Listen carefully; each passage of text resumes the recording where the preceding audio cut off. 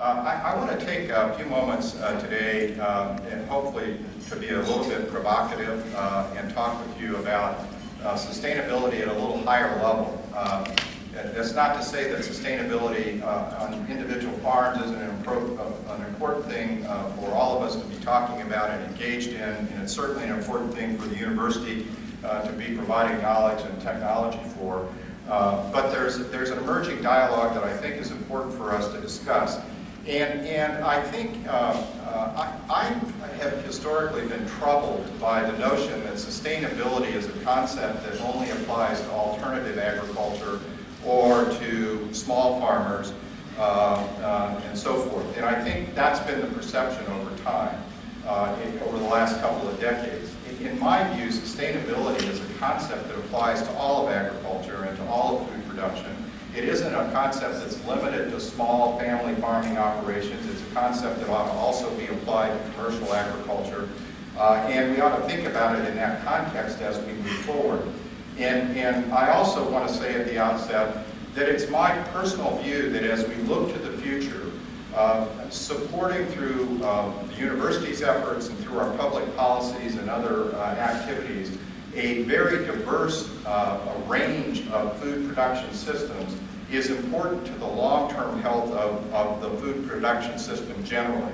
I think having small organic and large commercial operations and everything in between is critical to maintaining the necessary biodiversity to sustain a productive agricultural system in California in the future. And so I'm going to talk about it in that context a little bit. And I think we have to think a little bit globally. There are lots of issues that relate to food production, particularly in the context of climate change and population growth, that require us to rethink a little bit how we approach both the science of producing food sustainably and the public policies that support the infrastructure that is necessary to do that. If we think about the global picture, I mean, these numbers have been out there, but there is an expectation that global food demand will double between now and 2040. If you think about that, we're expected to have 9 billion people, which is a 50% increase in people, but result with the increase in demand for food that's arising, particularly in Asia and India, and expected at some point in time in Africa for higher quality foods. The expectation is a 50% increase could result in a doubling of the demand for food. We have obviously emerging issues about food safety and making sure that food is accessible. It's not enough to have the quantity, it's got to be accessible to the people that need it. We have emerging issues about energy access and security and the role that agriculture around the world might play in providing energy. We have numerous adaptation issues related to emerging questions about climate change. And of course, how do we maintain or reduce the footprint we have on the environment while producing food to meet this future demand? These are all very challenging issues. And if you look at climate change, and by the way, I'm a farm boy from here, and I know a lot of people, my contemporaries, don't buy into the notion of climate change. I never really thought about it very much, quite candidly, until I got to the university. When I look at the science that comes from a vast array of things, and I'm a lawyer, I admit that, and so I'll get that off the table right off the beginning here. But I'm pretty convinced that the preponderance of the science is suggesting that climate change is occurring. And it seems to me, pretty logical if you think that of all the hydrocarbons that have been extracted and burned or consumed from the earth over the last couple hundred years, that is an event that has released a lot of greenhouse gases and unsequestered a lot of carbon in the Earth's soils in particular, and that has had some consequence, and I think the science supports that. So the question really isn't, in my mind, whether climate change is occurring, but what do we do about it, and how do we manage the fact that it is occurring? And the evidence is showing there will be changes in precipitation patterns. There will be changes in temperatures in certain regions. It could affect what crops are grown where, and so forth. And that has some really interesting consequences when you think about the need to double food production over the next 30 years or so. IPPRI, which is an International Food Policy Research Institute, has taken a look at this, and unfortunately climate change has some of the most severe adverse consequences in the areas that are currently the most food insecure, and particularly in Africa and Southeast Asia. You know, it's currently estimated that nearly half the people in developing countries, or 2.5 billion people currently, receive their livelihood from agriculture. And it's not, in some cases, even a subsistence level livelihood. And so the potential consequences on the poor of climate change is pretty daunting. If you look at agriculture, the imperatives that this creates, you can see that we've got to deal with expected yield declines because of climate change in regions that currently produce a fair amount of food, particularly in Southeast Asia and South Asia. And we've got to figure out how to do that. At the same time, increasing food demand around the world is growing. If you look at it in the context of caloric intake, it's even more troubling about what the consequences could be.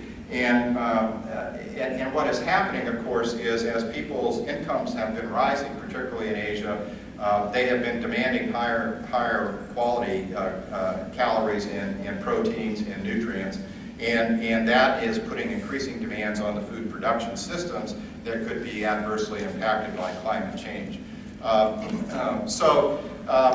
are lots of things that this unabated creates. We could expect decreases in some of the staple commodities in terms of overall production. This will result in price increases, which creates a downward spiral in terms of those most in need of food to improve the quality of their lives.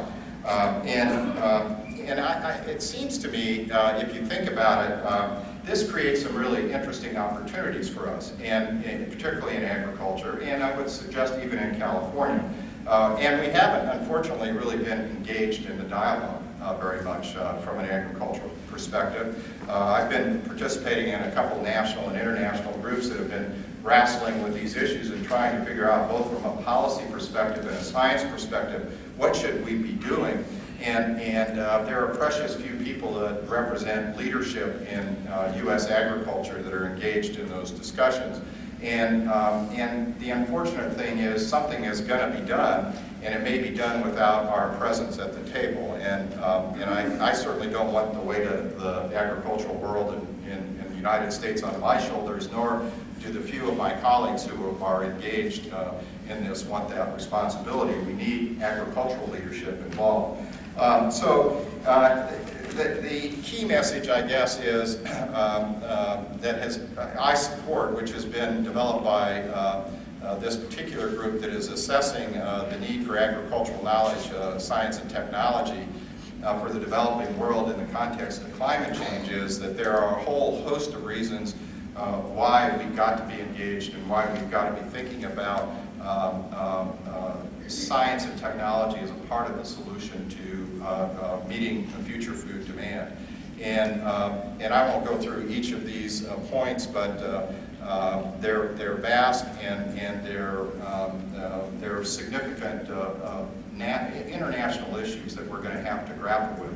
Now, this is clearly, I don't know who thinks up these diagrams. Did you ever wonder about that? I put this in just because I was absolutely amazed with its complexity. I have no idea what it says.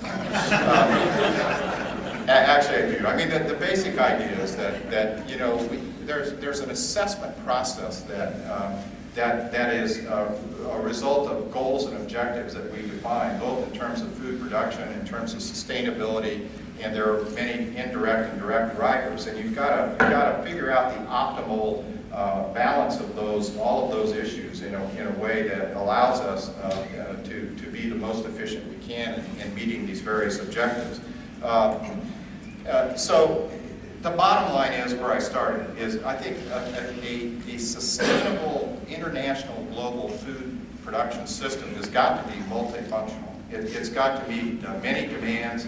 It's got to address many resources, both environmental and social, as well as the direct demand for producing food. And it has to be a system that is increasingly more productive.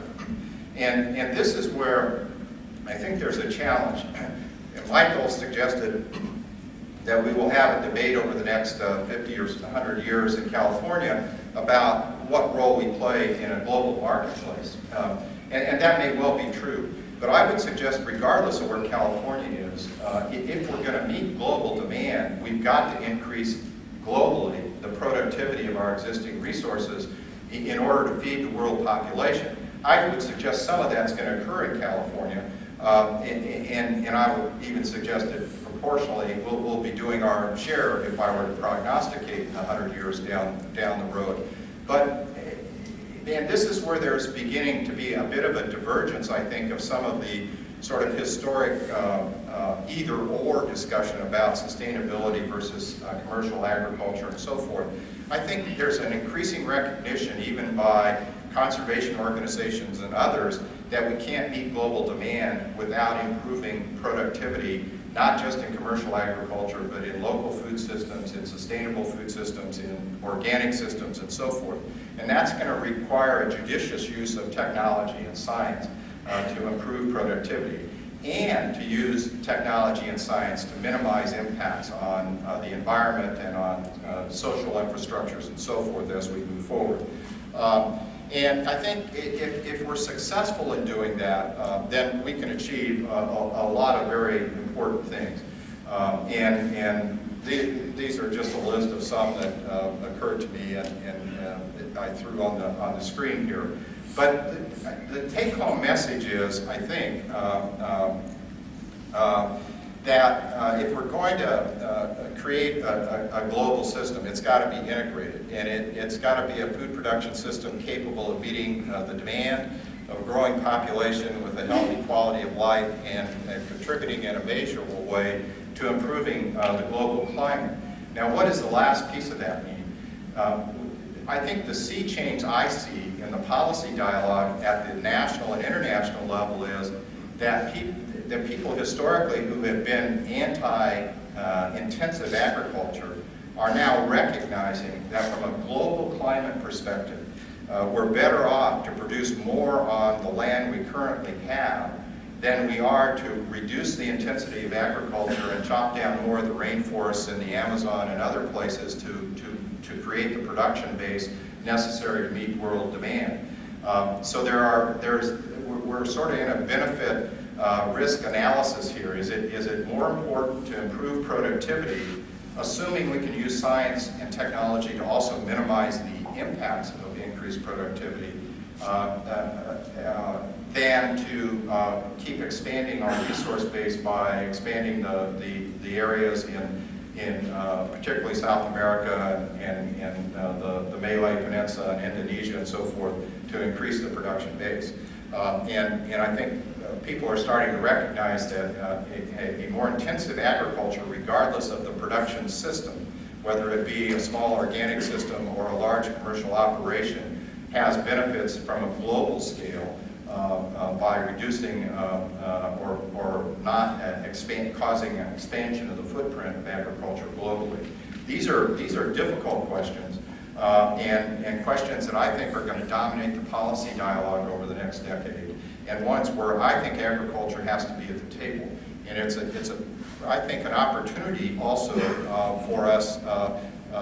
This is another one. I just love this one. And I was talking to Tom Tomich because I was going to attribute it to him, but he's not sure it's his. But he said he does like sun. You know, so but you can see there are a whole host of components you can incorporate here that are all part of an overall sustainable system. And it includes commercial agriculture. It includes small farms and large farms and a number of practices. I think there's enormous potential for urban agriculture in the future. And I think it's in our interest to facilitate that, because I think the more we can keep people connected to putting something in the dirt and making it grow and eat it, the better it is for ensuring that the public has some literacy about what we do in the food production system more generally.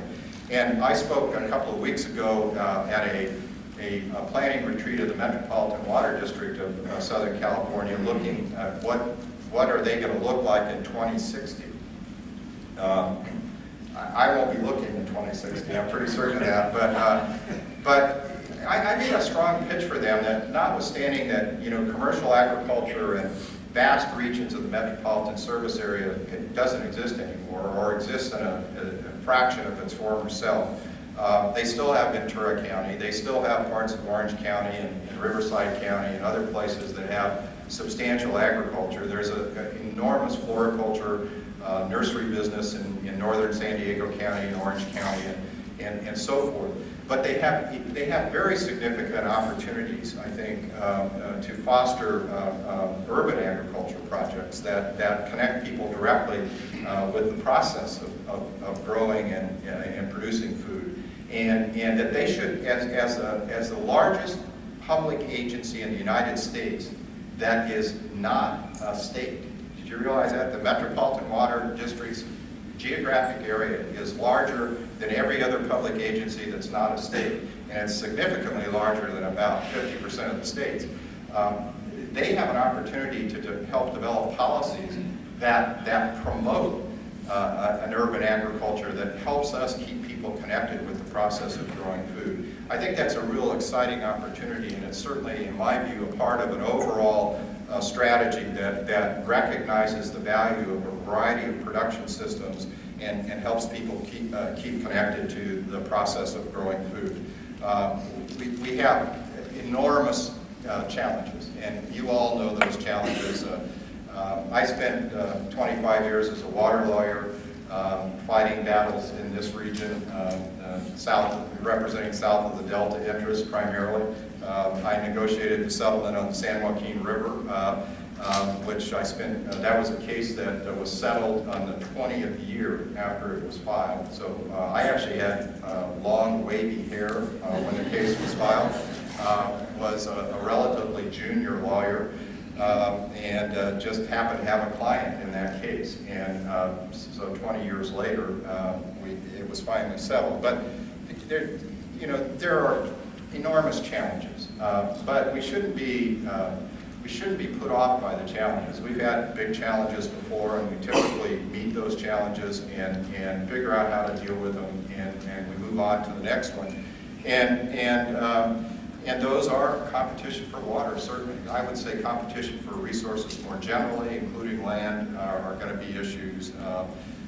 Reconciling this sort of demand for local grown food with the realities of the food production system, I think, is going to be a policy challenge for us. You know, I occasionally, my office is in Oakland, I live in Sacramento now, and I occasionally get on BART. In 14 minutes from Oakland, I can be at the Embarcadero BART station, and you go to the ferry building. If you haven't been there recently, it's been, in the last few years, been substantially redone, and the whole bottom floor of it is mostly local grown food product vendors, you know, meat market and olive oil and cheese and vegetables and so forth. Most of it is certified sustainable or certified organic. And occasionally there's a meat market there that has really good meat, and I sometimes go there, you know, when I'm down there by myself, I have a hankering for a steak or something. I'll jump on BART after work and run over there and come back and cook it on my George Foreman, which is but the thing that strikes me is, first of all, it's always elbow to elbow people in the ferry building buying this food. The other thing that strikes me is I could buy the same filet mignon at Glick's Meat Market up here on Goshen Avenue or Murray Street for half the price per pound. So while there's an enormous demand and some very enterprising producers have taken advantage of that demand, it's servicing the affluent.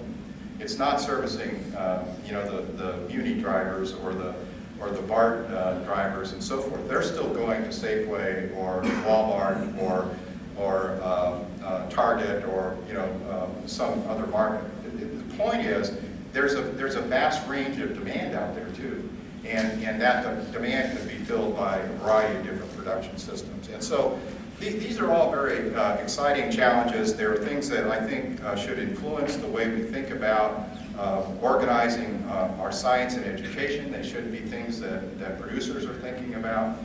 We shouldn't think of sustainability as a problem to deal with. We should think about it in the context of a dynamic system for producing food that can create market opportunities and can create opportunities for cost savings down the road.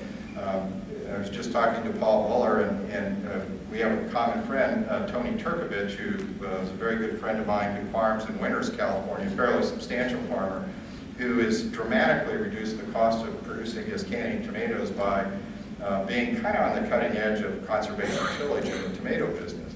Now, he didn't do that, out of altruistic objectives. He was trying to figure out how he could grow tomatoes more cheaply and more sustainably. And he's done that to some extent, and his cost per ton of production is lower than it was 10 or 12 years ago. So there are a variety of opportunities here that people should think about, I think, as we move forward in this dialogue. And these are just some more of the things that I got way ahead of myself. Let's just stop here. I think, and this is a dialogue we've been having in the university. I'm the first vice president of the university system for ag and natural resources that came from outside of academia. Why in the world would they choose a lawyer? I don't know, but you can ask Larry Yee. He was on the search committee. He said, raise your hand, Larry, so they know who to talk to. Blame me, Dan. But I think, we get very defensive when people talk about change because we view it as a challenge to our past accomplishments. And when I came to the university, we went through a very extensive planning process, and I used a business planning model. You don't start with who you are and plan around who you are. You ask yourself, what are the future demands going to be? And identify those demands, and then step back and say, how do we organize to meet those demands? What investments do we need to make to be relevant to those demands out there, or to take advantage of a market opportunity? That's a novel approach in the University of California, and I would suggest most of academia, because it's organized around departments of plant sciences and departments of plant pathology and so forth, and each of those departments do their own planning. They're all very talented, very bright people, but the things that folks on the ground are demanding may not perfectly align with the organizational structure of the university. So you really need to go out and ask people, what is it you expect of us in the future? What is it you need from us? And then look at your structure and say, are we organized to provide that? I think more generally in agriculture, we need to look at where the world's going, where the demand is going to be, and what people are asking for. And instead of saying they're wrong and try to convince them they're wrong, think about how can we take advantage of that demand. And I'll close with the line that I heard. I was on the board of the Farm Foundation, which is a public policy research foundation in Chicago for many years. And we had a meeting in Portland, Oregon a few years ago. And we did a tour of the Willamette Valley, and we went to Stallbush Farms, which is a farming operation owned by Carla Chambers and her husband. She happens to also be on the San Francisco Federal Reserve Board. And they farm about 4,000 or 5,000 acres of berries mostly. And they have their own processing facility. They have contracts with Gerbers and folks of this nature, and they provide stuff for baby food, purees and so forth from berries, various sorts of berries, and that sort of thing. They have 3 different categories: certified sustainable, and they have some certifying organizations, certified organic, and certified non-detectable pesticides. And they have their own laboratories. They do all of this, and they have different labels, and they are currently doing about $80 million a year in production. And so we were touring their operation, and one of the guys, who was an old crusty corn grower from Iowa, said, "You don't really believe in this certified crap, do you? This certified sustainable stuff." And her response was, "I don't really care. My customers are demanding it, and I'm making a lot of money providing them what they demand." And so I think we need to think about what the public is demanding, what the customers are looking for, and think about the opportunities that might create for us to provide products that meet their demands. And instead of sitting around all the time gnashing our teeth about how stupid they are, and they really shouldn't be thinking what they're thinking. That's a little lawyer vernacular there, I guess. But I'm very excited about the future. I think California agriculture is going to be vibrant for years to come. We think about the water challenges, but I can tell you on our own farming operation, whereas we used to struggle to produce 2 bales of cotton per acre with 3.5 acre feet per year, we're now producing 4 bales with 2.5 acre feet per year. And that's in a 25-year period that evolution has occurred. I can tell you that before this recent drought, the productivity in the Westlands Water District had exceeded the pre-biological opinion water delivery days in 1993, even though they were farming less land. And it's because of the miles of drip irrigation lines, the improved efficiencies, and the changing into higher value crops and so forth that had occurred. And they were managing their resources differently, but they adapted. Now, I don't know if you can adapt to a zero supply. I mean, that's a big challenge, and that's a huge challenge that has to be addressed in terms of the resource allocation. But we are very enterprising in agriculture, and we'll find a way to do it if there's a market opportunity there to do it, and we have the basic resources to make it happen. Now at the university, it's our job to make sure you have the technology to respond to these new opportunities, and we'll do everything we can to make that happen. So